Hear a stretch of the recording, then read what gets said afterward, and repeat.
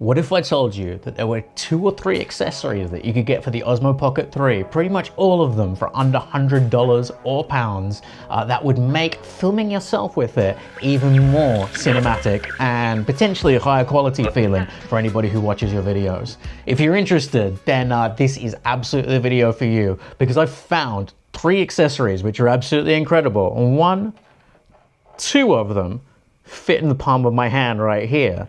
So the first one you're watching in action right now is this tiny little dolly slash slider that you can get off Amazon for like $30 or $40 or 30 or 40 pounds. It's made by that company Niwa, who seem to make all those accessories. I'm controlling it with this little remote control here that comes with it. It's very cool. I'll cut to a shot showing you the Osmo Pocket 3 sat on top of it. This stuff right here in the middle I sort of added to it just to make the Osmo Pocket 3 a little bit taller.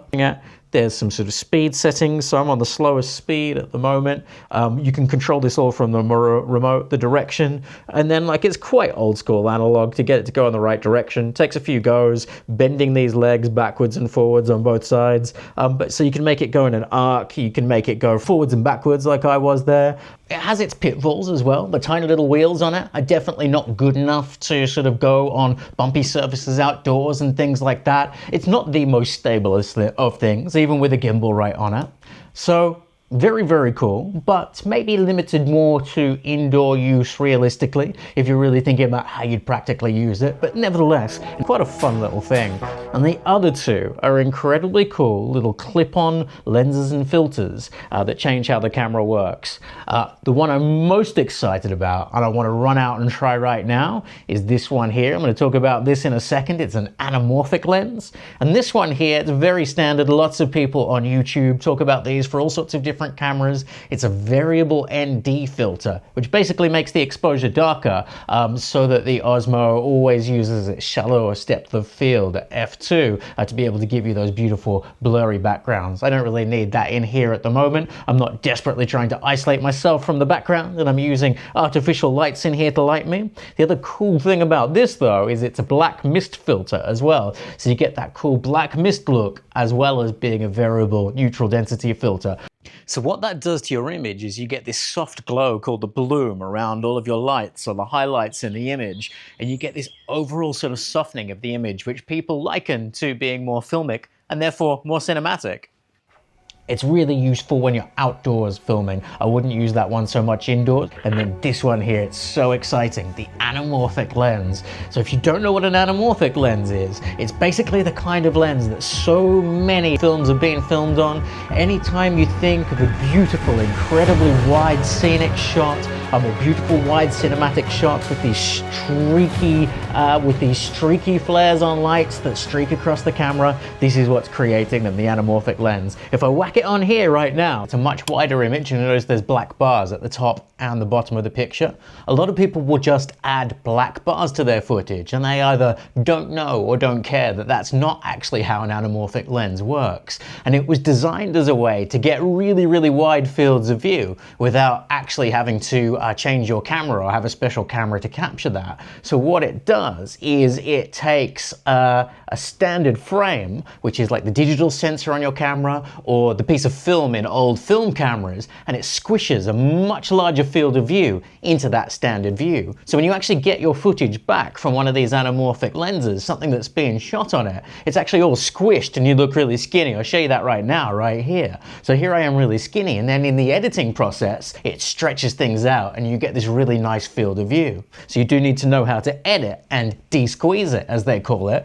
Now, as well as that, the really nice field of view, the other thing it does, because the image is being stretched, is that the highlights and the sort of the shine from different lights, I don't know if it's going to do it with this light source here, because I don't think it's going to be bright enough, actually flares in unique and interesting ways. So you get these sort of streaks which streak across images. Some people love them, some people hate them. A lot of cheaper lenses like this one here are normally tuned so they're quite heavy, because people really like that and think of it as an anamorphic look. And that stuff isn't to everybody's tastes, but what it allows you to do is do this sort of incredibly wide what people call cinematic field of view, which looks really awesome, I think, and for me, really immerses me in something and tells me that a story is about to begin. So I set out for a day of testing around London. I did some daylight stuff and some nighttime stuff. I decided to capture some static street scenes and see how the Osmo Pocket 3 with an anamorphic lens handles that. I know it's got an f2 aperture, so it's not necessarily fantastic for massive depth of field. So I just focused on the distance to see what I could capture with it. And to be honest, I think it did a pretty good job. Is this the lens I'd use for that normally? Absolutely not. But I wanted to test this in an environment where you might not normally use it and see how it went. And I really like the results for the Osmo Pocket 3. I took it out at night as well, and it was pretty decent, but I think some of the blue flares are pretty full on as well. Let me know what you think. I'm really seeing some of the blue flares tonight, which is nice, and the lights, like that light up there, there's one across the sky. Didn't really see this with sort of brighter lights in more daytime.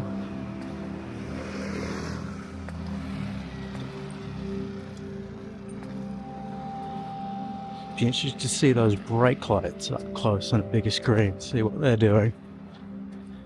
On the little screen I can't see much of a flare. On the red ones, even up close, oh, there's a little bit. Okay, no, I do see that. The other thing to note, just because you can probably tell I've color corrected this and stuff, it's not just straight out of camera and it's not the standard DJI LUT. I used a Phantom LUTs made by a guy called Joel Famularo, and I love them. They're really cool. I use them for my A7 IV. I use them for my Osmo Pocket 3 as well. He makes them specifically for all the different types of cameras and tries to match them to his Arri cameras, which I think is incredibly cool. So definitely recommend those. A link is below for those as well, as long with all the other stuff that I mentioned. This is a cool station. I might come in for a cooler shot.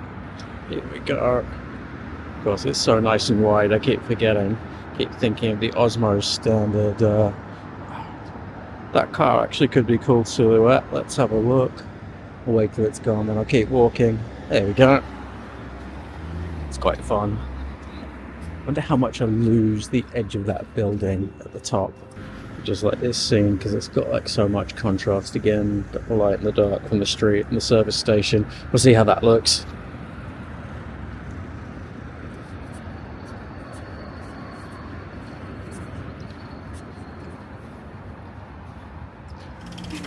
So this got quite interesting during the edit. I've come back and I'm looking at some of the stuff I shot outdoors. And what I noticed is it's really difficult to see on the tiny little screen of the Osmo. Because I don't know if you found it in the footage as well, but I really found with those nighttime shots, if I come back to those, that wow, that blue flare was pretty full on. Like it really does streak across the picture. But I think those might be a little bit full on if you had like a subject on screen, like a character you were following, or someone you were following in a like documentary sense, going about their sort of day-to-day. While it'd be fine during the daytime, it would be really full on if you were doing night shots. I don't think this is the camera and the lens you'd be filming an entire documentary on, but at the same time, I'd love to be able to, because it is so small, it is so portable, and then to be able to bring Anamorphic to that as well would be really, really cool. Even for this shot right now, I'm using the Anamorphic because normally when I sort of shoot at this angle, at this table, like to get the computer and myself in shot and have a shot that's kind of wide enough, it's often just like I have to put the camera way back over there. And it's really nice to be able to have the wider field of view and to be able to reach it. And obviously, you know, I'm making a video about this lens, so why not use it throughout? But I think perhaps the pitfalls that this lens brings make it a bit too difficult to sort of handle if you haven't video edited before and you don't know what you're doing with it. You can't just kind of like whack it on and immediately get good results. The quirks of this particular lens, it also not being a standard anamorphic format. It's a 1.2 squeeze and therefore D-squeeze. I mean, you have to do a lot of stuff manually. So if you look at the phone apps that are available that will do a D-squeeze for you on your phone, I use my iPhone, none of them seem to do 1.2. They all start at what is more standard for an anamorphic lens, which is 1.33. And the ones that I use at least don't allow you to do sort of custom D-squeezes. Maybe it's a paid feature and stuff, I don't know. I haven't spent too much time diving into the world of apps because I just edit stuff I'm using Final Cut Pro right now on my computer. And I can do whatever I want. I can D-squeeze de-squeeze whatever I want. But for beginners using a phone, trying to get the easiest possible results, I think it will be quite difficult. One of the other interesting things in the packaging and all the information and on their website as well, K&F Concept don't give you any instructions, which again for me, I don't care, I know how to do this stuff. But for anyone just buying this thing who hadn't used an anamorphic before, that could actually really be a problem. They would have no clue how to de-squeeze and not make themselves look like a, I don't know, a slightly weird banana shape on screen, like a squashed head that curves slightly at the edges if you're too far. If I just lean back and do like the unde-squeezed image for a second, like I've kind of got a curve to my head at the edge of the shot because it does have this sort of this slight fisheye effect. So I thought that was a kind of interesting thing to look at. Anyway, so look, it's a cool lens. I really like it. I'm enjoying the freedom of having anamorphic on this tiny little package. Look, you know, for like a $40, $50 lens, you can't really complain too much. I mean, you can if you want to, but it's a little bit unfair to expect perfect cinematic fidelity from it. But it's just one of those sort of interesting little quirks. If you're using a little bit of kit like this, you're not going to be able to get perfect results, perhaps kind of like out of camera, which you don't really do anyway with an anamorphic lens. It would be really cool if they put anamorphic de-squeeze in the Osmo Pocket 3. I don't know if that's a feature that they're going to put in there on like a sub £1,000 or $1,000 camera, which already does a whole lot of stuff. I mean, it'd be cool if they did. I'd love to see that. So look, this is all gear that can upgrade the image of the Osmo Pocket 3, or at least make it more interesting and give it character and do different things. I mean, would I use it for a professional shoot? Well, maybe sometimes in some certain circumstances. I can imagine the anamorphic lens on the Osmo Pocket 3 maybe complementing anamorphic lenses on larger cameras in a documentary situation where you really need to get into tight spaces or follow someone around in day-to-day life and don't want a large intrusive camera. In fact, I think that could be really cool and I really want to try that. And I have a documentary project coming up where I think it could be really handy, where the subject isn't that enthralled with being on camera and doesn't like having large cameras pointed at her. So maybe that could be a really interesting thing to try out. Giving myself ideas as I record. How cool. But all of these tools are incredibly cool and can really help the Osmo Pocket 3 sort of become more than it is, become so much more than just a little pocket-sized vlogging camera. So it's really exciting, the stuff you can achieve with a few accessories that, you know, are, as I said at the beginning, under $100 and under £100. I'll put all the links to all of these in the description below. They're going to be affiliate links. If you do click on them, it does help me out, does help the channel out. I'll probably get 10 or 20 cents or something if you buy something. So that'd be absolutely awesome if you could. But thank you so much for watching. I hope that was helpful.